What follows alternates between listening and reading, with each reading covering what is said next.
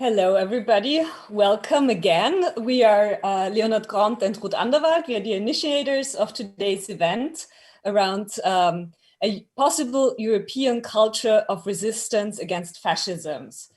Working as a collective, our practice includes artistic work, curating as well as artistic research on remembrance cultures and on dizziness, states of uncertainty and insecurity.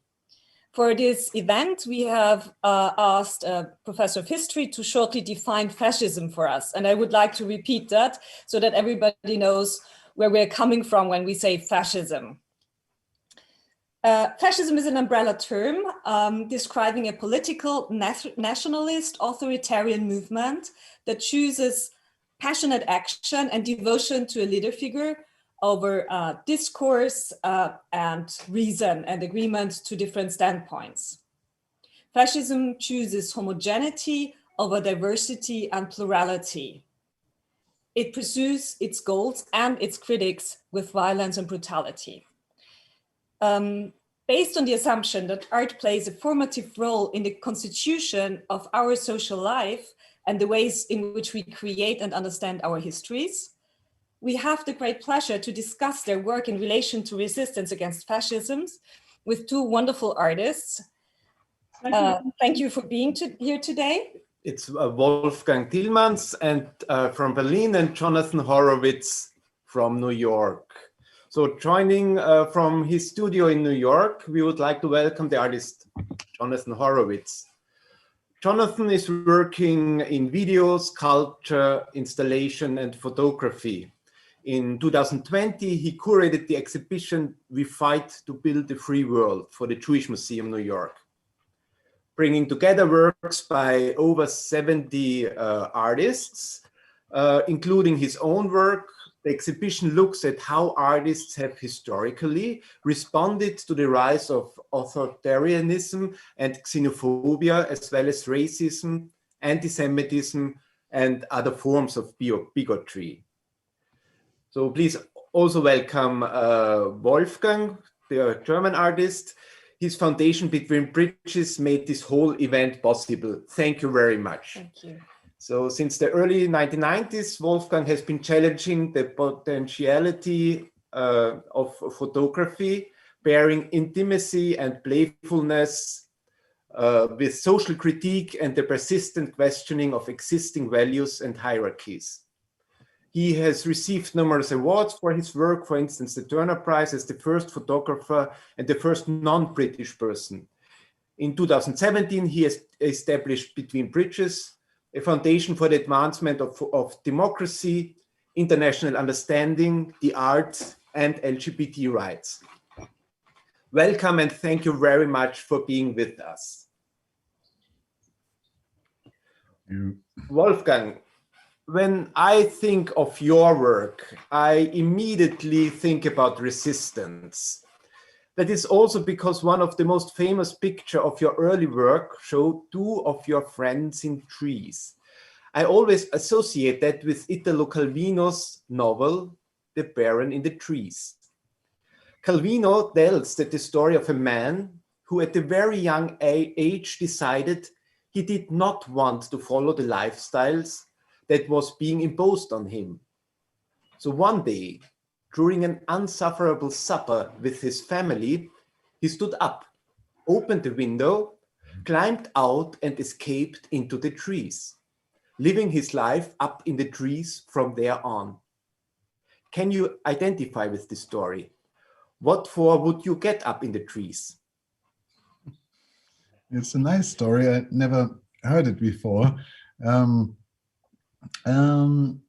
I mean, it's you know, the word resistance is, of course, a very strong word, and I want to use that carefully. There is what you describe. Well, he chose an alternative life, maybe not fighting the other life. He just left it behind, and sometimes, of course, there is not the choice to choose a different lifestyle. And I feel fortunate that I was born at a time when I was, so that when I, for example, came out as gay when I was 16 in 1984, there was, I was living in a society that was just changing and allowing that to happen. And I feel ever since grateful for the people that came before me that fought for change in societies, in Western societies, in that matter, who changed attitudes from what were very different ages, for many people dark ages. Women's the women's vote only came in 1918 in Germany, for example, and people obviously got thrown into jail in most countries, Western countries, before 1969, roughly. And these were very brave people that stood up and fought for these rights. And I personally didn't have to fight for them in that strongly, but I find myself the duty and responsibility to protect them, because there are always people that want to push them back, roll them back, and that's what we are experiencing the last 5 years. And so just to keep what you have, you need to already use a certain sense of resistance. Yes, thank you. Jonathan, would you also like to comment on that story? Well,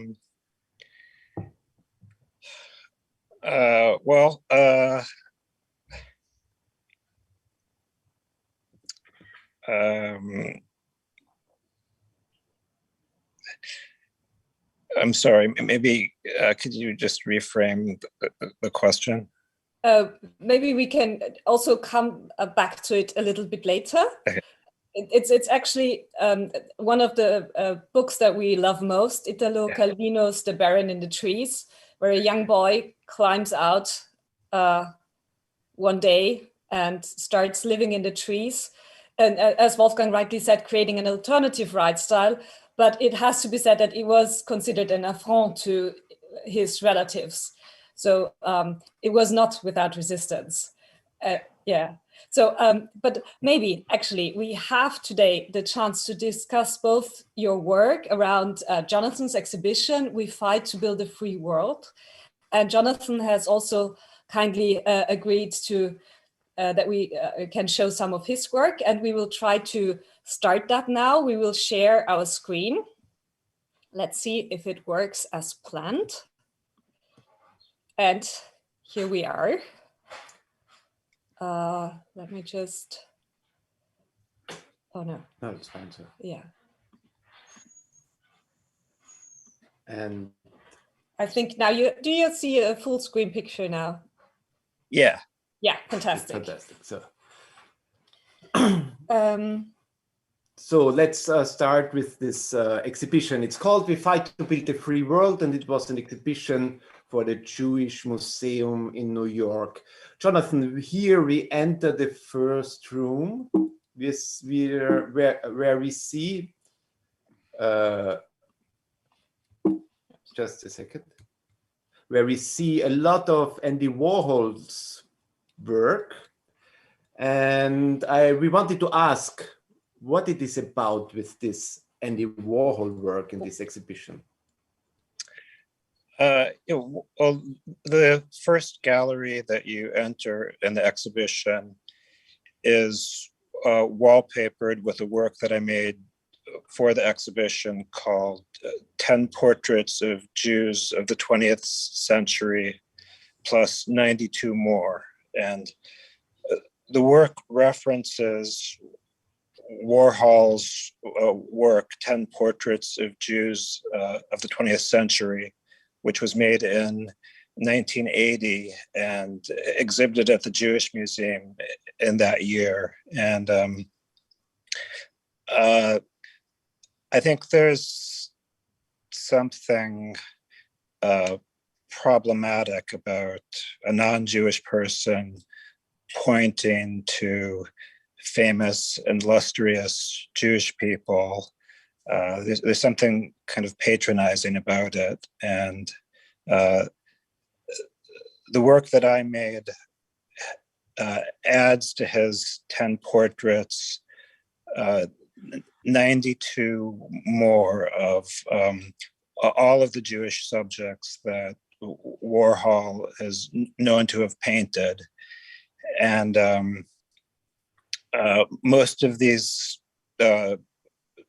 subjects are not famous or illustrious. They're just people who commissioned portraits, and you wouldn't necessarily know that most of them even are Jewish, were they not identified as such.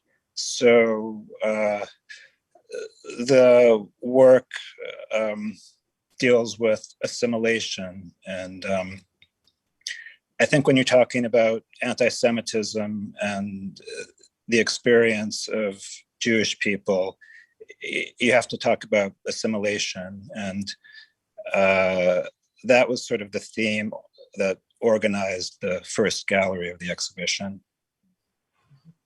Thank you. Yeah, thank you.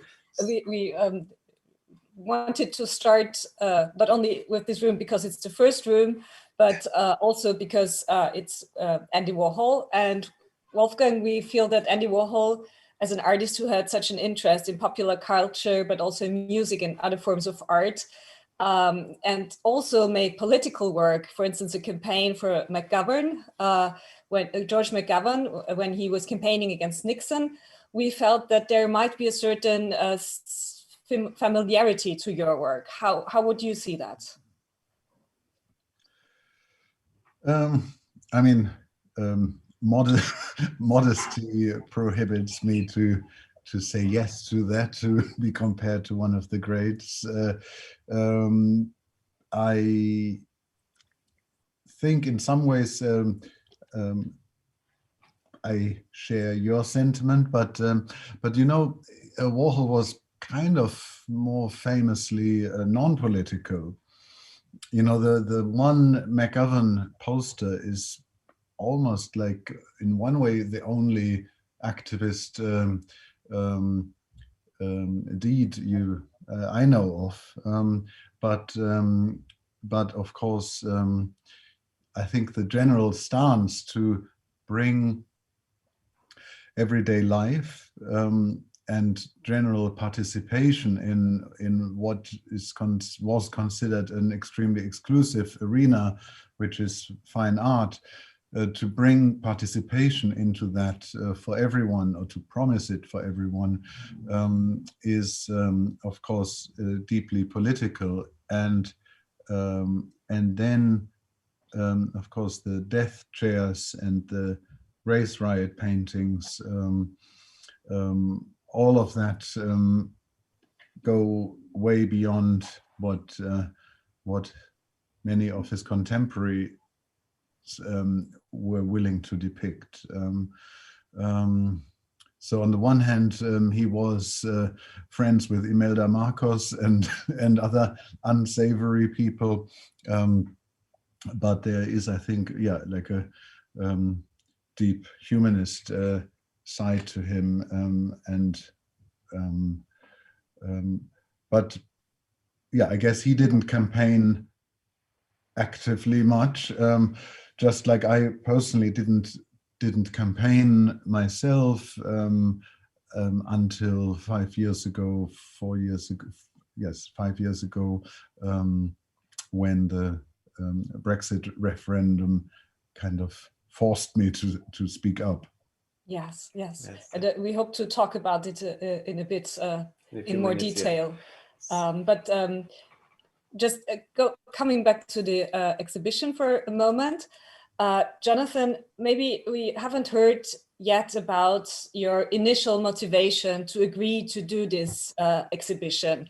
It was an invitation by the Jewish Museum New York extended to you, and then you, as I understand, you did a lot of research and also as you collected the 70 artists that you wanted to have in this exhibition, there was a lot going on around this too. Could you maybe explain a little bit about the background and how you were approaching that? Yeah, the exhibition came about through an invitation by the museum to make an exhibition that addressed the resurgence of anti-Semitism in America and around the world.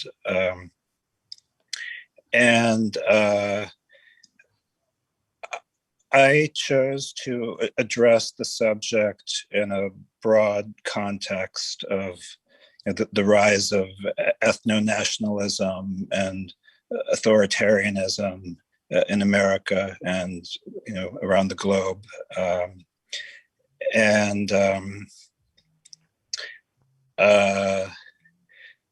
so after a series of discussions with the museum, the project was eventually greenlit, and I spent about 3 years working on it.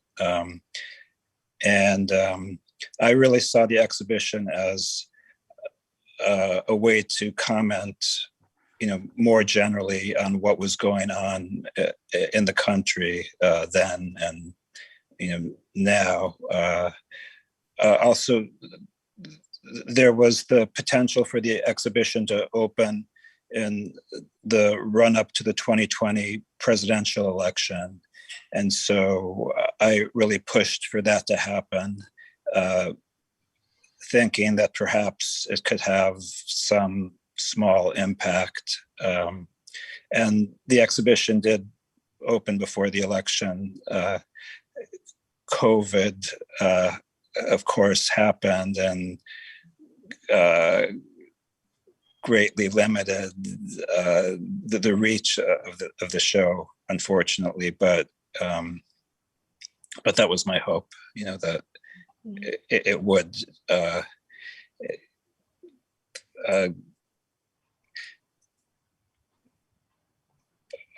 really, to address the current political moment. And so.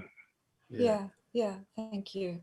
So when we spoke about this presentation today, Jonathan, you specifically wanted to include this work. We spoke about it, it is a really important work in an American context, but maybe our European viewers would not understand the context. Could you explain what it is and what it is about and why it is so important to have it in the exhibition? This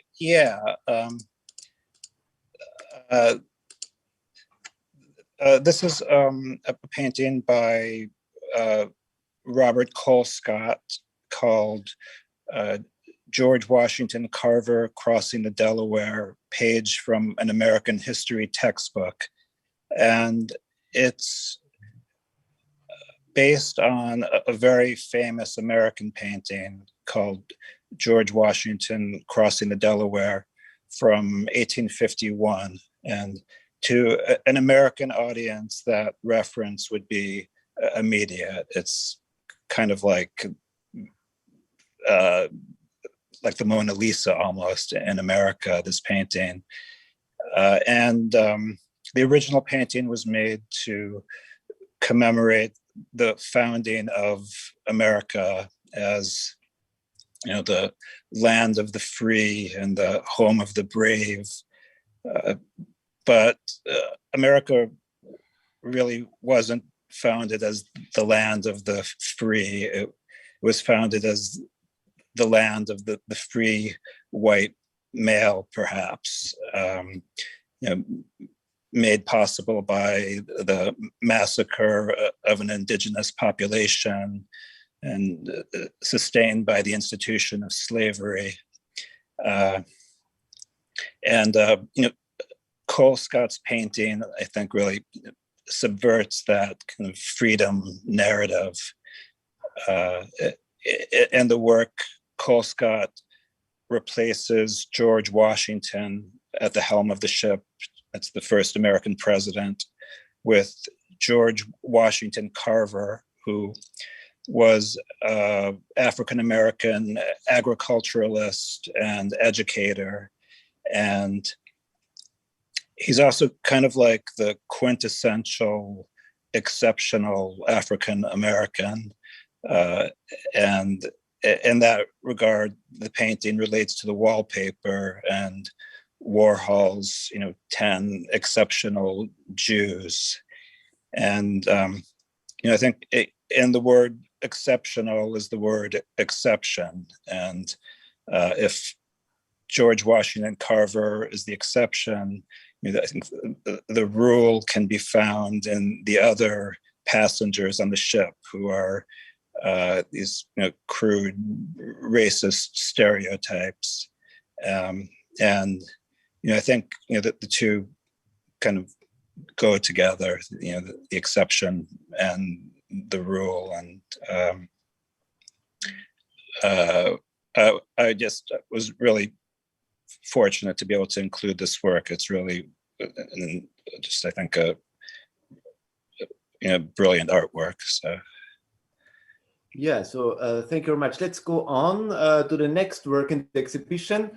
And this is the work that gave the exhibition its title, We Fight for a Free World.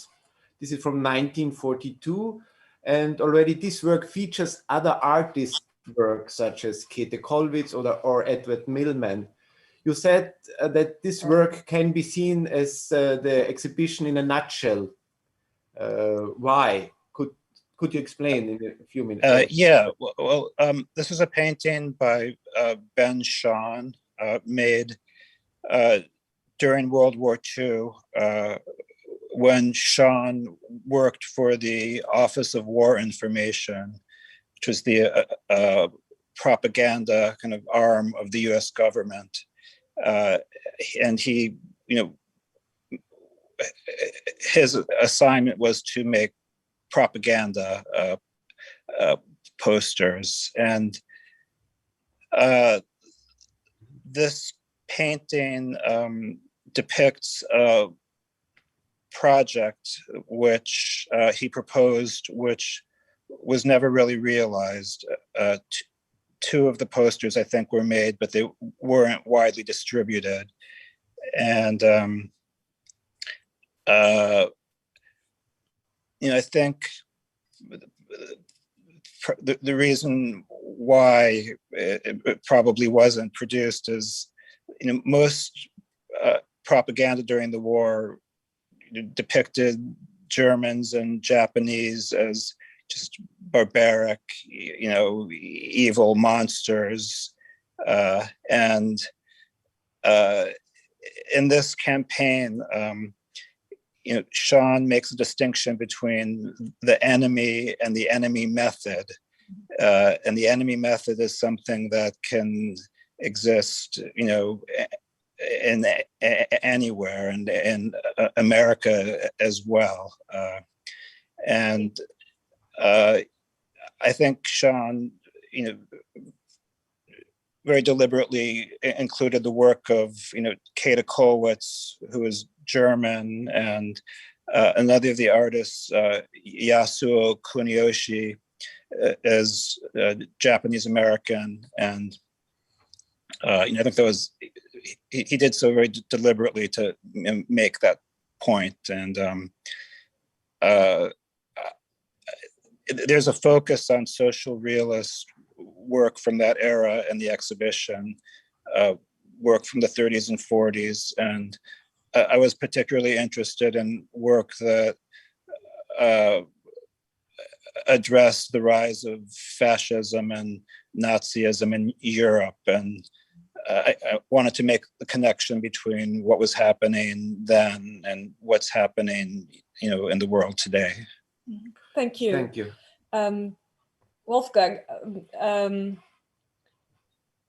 as you know, we are an artist collective, so we always think about the value of cooperation.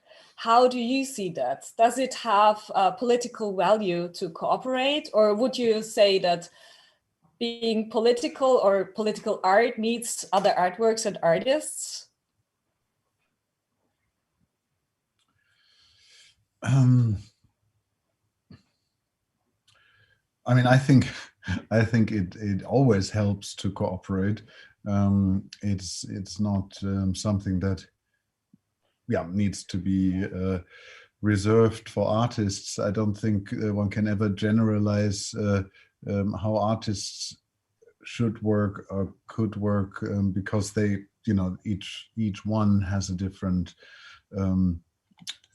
way in that way. But cooperation between countries is something that is very much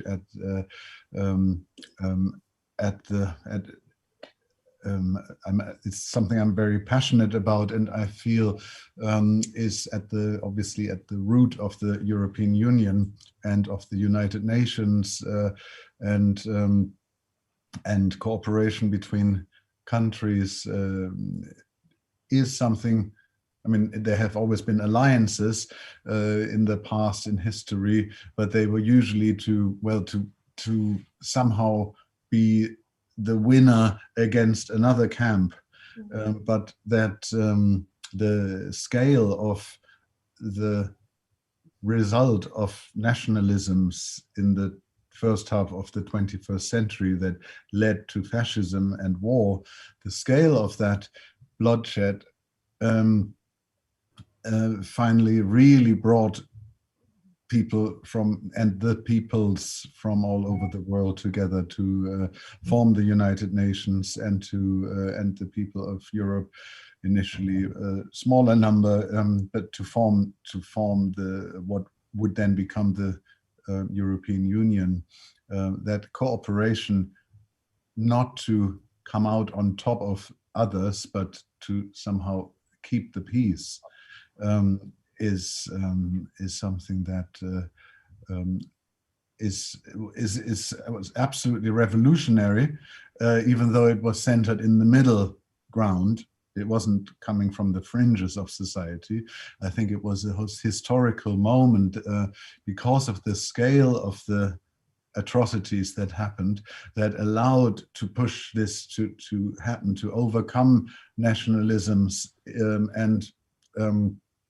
and now that the survivors of the Second World War have almost entirely died, there is no more living memory of what went before, and people are feeling free to attack institutions like NATO, like the UN and the EU, etc. We'll just make a hard cut from the exhibition to your work so that we can see what you're talking about. And maybe you can say a few words. When did you start with the campaigns, and why you start with campaigns? Brexit was the first, or was the initiator, or your motivation to start campaigns? Mm-hmm. I mean, I've always seen a direct connection between the personal and the political, the private and the public, and have lived that, and have also lived that in my exhibitions and work. But I never wanted to be sort of described in the first order as a political artist, or a gay artist, or a campaigning artist. And in the run-up to the British referendum about staying or leaving the European Union in June 2016, I noticed that the campaigns against the EU were extremely passionate and fired up, and the campaigns to remain were very cautious and were only really talking about the dangers maybe of leaving, but they were not talking about the EU in any positive or passionate way. And I felt, if it stays like this, then this will be lost, which most people thought was impossible. Most people thought, or will never leave. This will not be won. And so people didn't take the danger really that seriously. And but I really felt it, and because I saw this imbalance of passion, and so I devised a campaign, very short notice in the spring of 2016, thinking about certain principles. Maybe if you go back to the multi-wall of that go quite against normal campaign wisdom. I wanted to show many different word and picture images, not focus on just 2 or 3. And I wanted to make them available as social media, as self-print download PDFs, as well as traditional A1 offset posters. And the whole push was about voter registration and a positive message about voting and about having say, and what it means to lose this, because nobody said what would come after. No, that this thing that took 50 years to build, if it's gone, it won't come back tomorrow. So there was also an emotionality in this that that was completely lacking from other campaigns. You said it's like hugely successful. Obviously, we know that it wasn't enough that to prevent Brexit, but of course Brexit was only voted for by like a 1% margin. Yes. Yes. Also, thinking of today's workshop, we had a pre-project artworks where young people looked at artists that were also resistance fighters in World War II. And one group came up with Hilde Monte. She was a resistance fighter. She also was called Hilde Meisel. And today, one of the youth in the group said, you know, what fascinated us about her was that she had an idea how to go on after the war, how to go on after the atrocities. So maybe this is also something that politically motivated art, let's say, can do to show a glimpse where you're heading actually, in another sense than an advertisement of a political party can.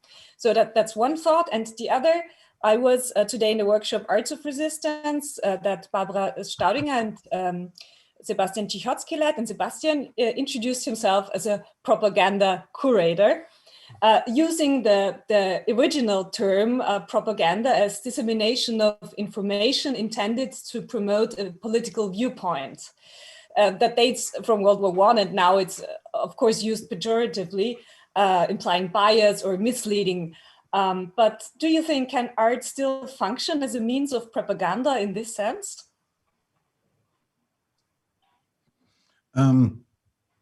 Well, I mean, it's sort of this dissecting words. You just cannot disassociate the word propaganda from the negative connotations that it has now. No, but of course, if there was like, yeah, I mean, no, not if there was. I mean, I do believe there is such a thing as honest political information for the means for the to result in political change. If there wasn't, everything would be a lie or everything would be dishonest. I do believe campaigning for certain rights, you know, like are absolutely necessary to use language, to find language. Without that, you cannot win a majority, and that's what I find incredibly hard. But in that moment, in that urgency, I suddenly did find some language, and but it's yeah, it's, I think it's the biggest problem, like how to because how to not sound overly alarming, even though there is cause for alarm. Like how to bring across a positive message. How I mean, like it's not that straightforward how that positive propaganda works. But in 2019 there was a large scale, maybe the largest campaign that Between Bridges then did, which was the voter turnout for the European elections, and which was only the message, vote together, vote for Europe. Just the very fact that 26 countries are voting on one day together to choose one parliament, I think is such a strong picture, such a strong image. Mm-hmm. Yeah, going to the next picture. Here we see both Wolfgang's and Jonathan's work at the exhibition, Never Again, Art Against War and Fascism in the 20th and 21st Century, in 2019 at the Museum of Modern Art Warsaw, created by Sebastian Cichocki, who led the workshop with Barbara Staudinger. And now coming back to you, Jonathan, we come to a topic that is very closely related to our personal impulse to resist fascist tendencies. The German sociologist Ulrich Beck writes, Europe is a continuation of the European Enlightenment, should remain a project of resistance, since it was consciously founded as a political union after World War II, as an antithesis to nationalist Europe and its moral and physical devastation. With him, we think that the European community that we have now is built on the awareness of the horrors of the Shoah. Jonathan, you made the work in the context to Auschwitz. What is this work and why did you make this work?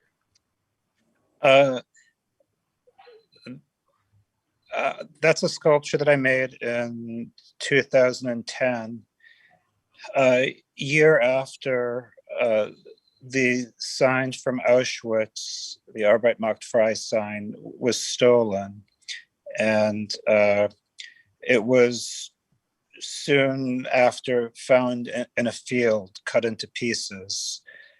It was stolen by a group of neo-Nazis with the intention of selling it to a collector of Nazi memorabilia.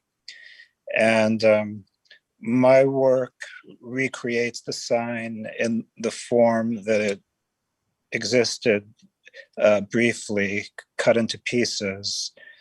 And the work, it is a reminder of the persistence of anti-Semitism, and also when the sign was stolen, I was really struck by the way it caused a kind of international crisis, because this symbol is so sort of defining for Europe, as you say, and for Israel as well. And so I think, the incident and my artwork by extension, asks the question, what does it mean to preserve a symbol of evil? And what does it mean to destroy a symbol of evil? And as with the case of my work, what does it mean to copy such a thing? So the work kind of marks that moment in time. Thank you. So coming to the next room in your exhibition, we see a wall of photos you commissioned, Jonathan. Posters. Posters, sorry.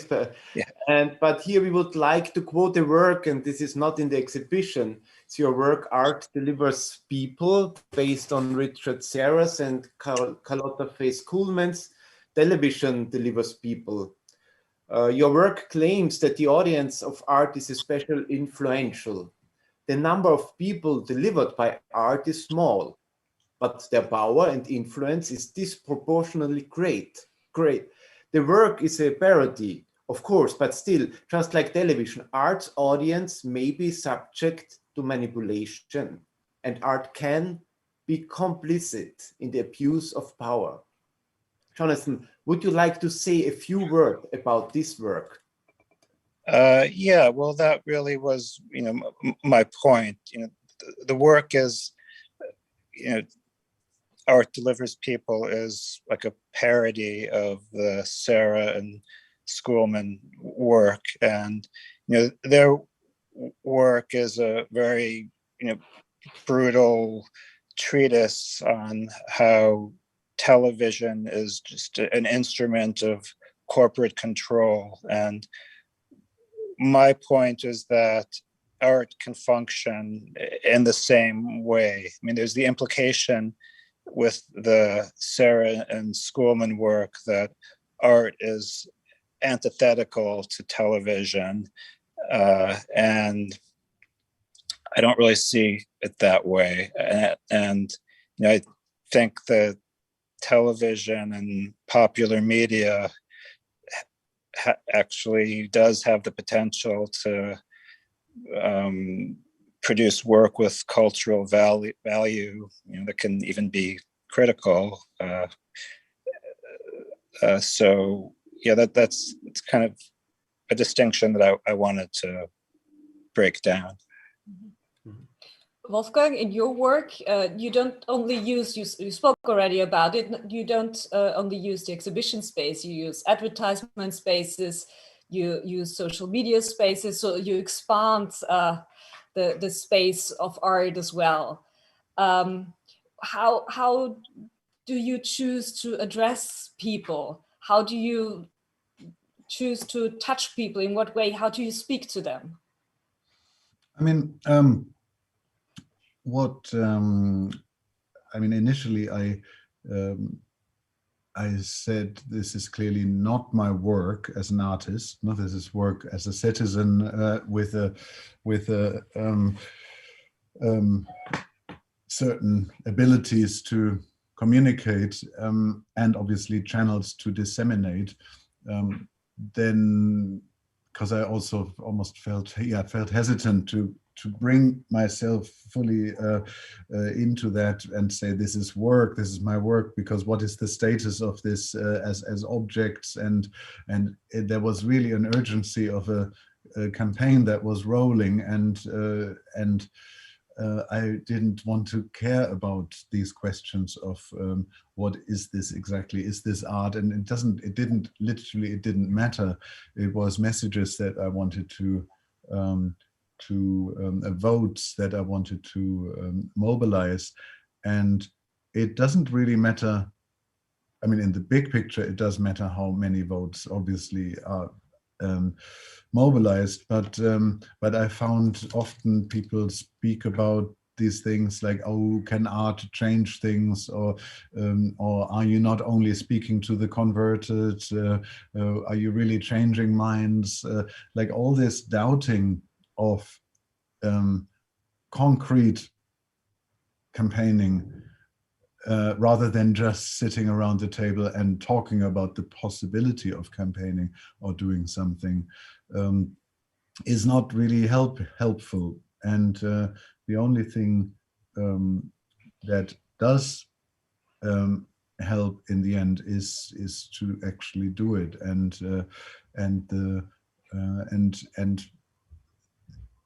there are millions of people who can vote, and that's the beauty of it. And to think that it's only relevant when you can move and manipulate all of them is almost dictatorial. No? So I find it's fine if I only move 100 votes, but what I of course wanted to vote to reach many more, and so it was clear that it wasn't for me all about the art world. It was using different channels and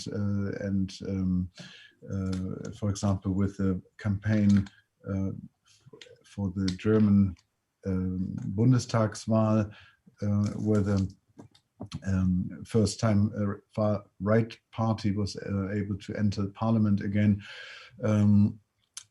And we made these 5-6 posters and sent them in a tube to about 8,000 addresses that we searched for, that we of organizations and places,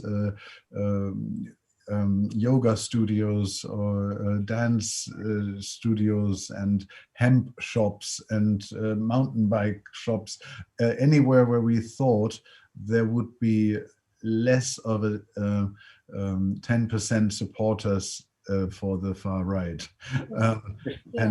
And we so deliberately wanted to send them outside of, also outside of the metropolitan areas, but that they get seen in the metropolitan areas and get amplified by media is also fine, but it doesn't mean that the strategy was centered on sort of hipster regions. Yeah, so maybe it's sorry. Also that we you know, as artists, as an artist, that you think of impact differently than a media campaign or a PR agent. Well, all similarly, because you know the message on this T-shirt is very clear. No, it's very clear. It's the 7th of June. If you haven't registered by then, an older generation will decide your future. And so that's been maybe the challenge, to find a simplicity of a message, and that was extremely helpful at the, I don't know, I found that language because of the urgency of the moment. And I mean, there was a small thing I did in 2016 in the run-up of the Trump campaign. I had an exhibition just opening a week before the election in Los Angeles, and my gallery always does a poster for an invite, and I put a picture of a wave at the moment of crashing, and it said, "Only the Americans have the power to stop Trump." And that, as a foreigner, I felt was a valid thing to say. You know, it's this unique thing that the entire world is affected by the outcome of American elections, and the least thing like Americans can do is vote, because only the Americans can actually do that against Trump. Yes. So the time is going on, so I think we have to forward also the next picture. Yeah. Oh, I'm very sorry about that, because I love the poem. I just maybe just show it. I need to show it. Yeah. Maybe could you just shortly say where it comes from? Yeah, I think it was around that same time, a little bit earlier even, because I've been thinking sort of, what unites all these different struggles, and I realize it's always assholes that ruin everything for people. It's you know, it's not necessarily that they are always in one side of the politics. Authoritarianism exists in many different angles, and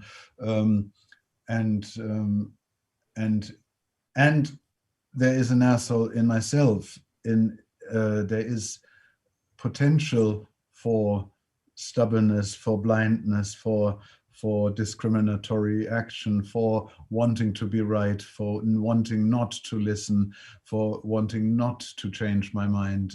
All of that is inside me, and so to like, one has to almost address it, stop it, name it when you see it, because when they get to power, it's too late. So do you understand you right that you wrote the poem? Yes. Okay. Yes. Yeah, Jonathan, Wolfgang takes up current political matter in his work. You made a work for this exhibition in New York following the Unite the Right rally in Charlottesville in 2017. Could you tell us what it is and why you created this work? Yeah, it's a sculpture that is based on the Robert E. Lee Monument from Charlottesville, Virginia, which was at the center of this Unite the Right rally. I don't know how much coverage it got in Europe, but Massive. in America, yeah. Maybe I'll just say that Robert E. Lee was a famous general in the secession war in the US, fighting for the southern states. Yeah,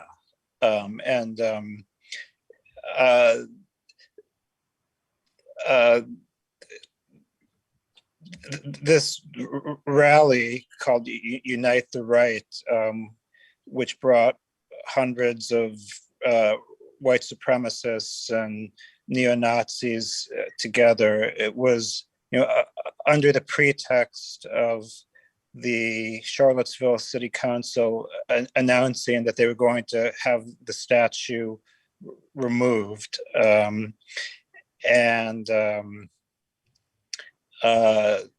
The rally turned very violent. Over 30 people were injured. A counter-protester was killed. And right afterward, the city council ordered that the statue be covered in a black tarp. And it sort of struck me as images of the monument as a kind of ready-made anti-monument, almost like a proposal for something to replace what was there. And so I sculpted, the form based on the covered statue, using permanent materials, and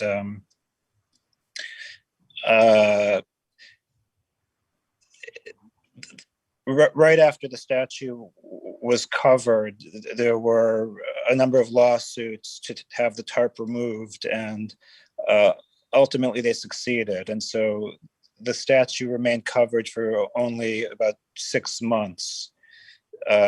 So this artwork, which was kind of like the centerpiece of the exhibition, it kind of marks, what I think was a real crisis point in American history, where many people realized that white supremacy and anti-Semitism were on the rise and posed like a real threat to American democracy. And so, much of the exhibition was historical in nature. And so this sculpture sort of brought everything back to the present. Thank you. So meanwhile, we have a last question to you. And and then we'll try to get maybe 2 or 3 questions from the audience, but we might be over time already. So the question is, what do you think could the culture of resistance against fascism look like, Wolfgang? I mean, I guess I described it with that inhibit assholes, inhibit authoritarian tendencies, where you see it in the workplace, in the family, around you, because when they've gathered pace, it is too late, because like Hitler, for example, never actually got 51% of the vote. The most he got is in the high 30s. It is the Polish government bringing in these draconic laws. They never had an absolute majority in the first place. So often, I mean, dictators don't fall from the sky. They are usually always underrated, and then belittled and somehow let in, and then with some sort of 30% or more of a vote, often the constellations in a democracy that is not fully firmly built to resist such an onslaught, to unsettle it, to replace it, can be undone. So again and again, no? Like people are feeling not so threatened by authoritarian impulses when they see them, as I feel threatened by them. I'm, you know, the moment I saw Trump say certain things, I thought this is definitely authoritarian. This is dangerous. But there are so many people who get completely worked up about the prospect of multi-gender toilets, and that was even like or the idea of a woman becoming president, and that disparity is something that we really need to figure out. We're now in a time where I find really the progressive issues that are valid, but that may not be the big fundamental causes of the of the 21st century, are being abused by the right to mobilize, like these marginal discussion points around toilets, which could be figured out, are being instrumentalized and induce fear in the white population, and how to get necessary progress done, but keep on top of how that is communicated and talked about, I think is the big challenge for the coming years. Thank you. Thank you very much. Yeah. Jonathan, there is a last question to you on the health situation, if people were able to visit the exhibition. Yeah. So it was open to read. The exhibition was open for the public. Yeah. The exhibition was supposed to open in March, about a year ago today, and it was installed and ready to open, and literally that week, the city shut down, and so the exhibition was installed in the museum, in an empty museum, for like 8 months or so, and it did finally open in the fall, and but you had to make an appointment to come to the museum, and there was very limited capacity, although that wasn't really necessary because there were so few people going out to see things. So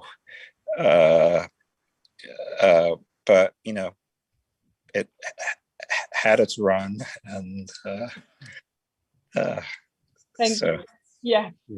So can I? The last one, yes. I think the one that Jean-Philippe Restu. Yes, Wolfgang, I wanted to pose it to you.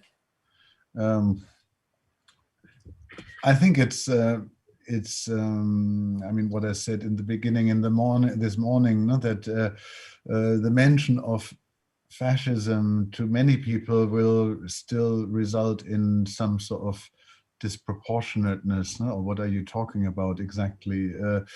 Like, this is not a fascist society, or are we? What are we dealing with? But your definition of fascism, which you read out at the beginning, of course, speaks very clearly and does show and prove that we are dealing with elements of that. But I'm also seeing my work as a whole, the work of the last 30 years, very much as an interest in reconciliation, in exchange, in speaking to other people, different people speaking to each other, and exchanging experiences and shared experiences that that build a sense of that there's more that connects us than divides us, a sense of because of, like, if everybody has antagonism in themselves, it is hard to build an atmosphere that is not dominated by fear. And I think a lot of the progress sense that was felt in the 90s, for example, was like a sense of that there certain fundamentals were sorted and you didn't need to fear about. And of course, once fear is everywhere, then people are also not reacting generously. And so I think it's very important that we're not only talking about fighting and resisting, but we are also still continue speaking about sharing and loving and having fun. Yeah. So we have Thank you very much. Yeah. Also, speaking of generosity, to both of you, Wolfgang and Jonathan, for being with us today and for speaking to us. We have to stop. We are in overtime already. Yes, and we are coming also to an end of this long day full of resistance. And we strongly believe resistance has to be multi-directional, plurivocal, and cross-disciplinary. And today's event was a glimpse in how a culture of resistance against fascism can develop and flourish. Yeah. As the Polish art critic and curator Jerzy Lutwiński says, what matters are the tensions created by the collective effort of many individuals, which contributes to the making of one system pulsating with its own life. Now we have a final surprise for you, because it has been a long day. We couldn't be in Berlin all together celebrating. So last year we had the pleasure to interview the legendary theremin player and composer Dorit Kreisler for Resounding Resistance, which was a feature for Paranoia TV by the festival Steirischer Herbst. And she's recorded a song for us, Lili Marleen. This is a song that was written by a soldier of World War I, and then had another career, quite a career actually, as a propaganda song for the Nazis, until Marlene Dietrich sang it for the US troops. And after that, it became a song of resistance against Nazism. So she plays that on her theremin in Berlin.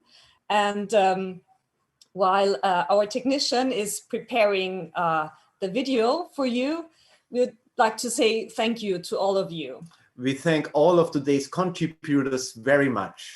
That is Wolfgang Tillmans and the team of Between Bridges. It's Daniel Neugebauer and the team of Haus der Kulturen der Welt. Institut Zentrum Fokus Forschung at the University of Applied Arts. Foundation Wannsee Forum, Roman Fröhlich and his team. Thank you to our distinguished workshop leaders. Also, thank you, Jonathan, again. Our workshop leaders today, Barbara Staudinger and Sebastian Cichocki. Galia Baor and Milica Tomic. Keinen Pixel den Faschisten and the Total Refusal Digital Disarmament Movement. Jean-Philippe Restuy, Roman Fröhlich, Katja Pratschke and the Active Bystander Company. And also to Jakob Siegel and the technical team. Thanks so much. So we are Ruth Anderwald and Leonhard Gront, And we thank you for being with us today. Yeah, thank you very, very much. So I hope the setup works and we will soon see Dorit Chrysler's rendition of Lili Marleen.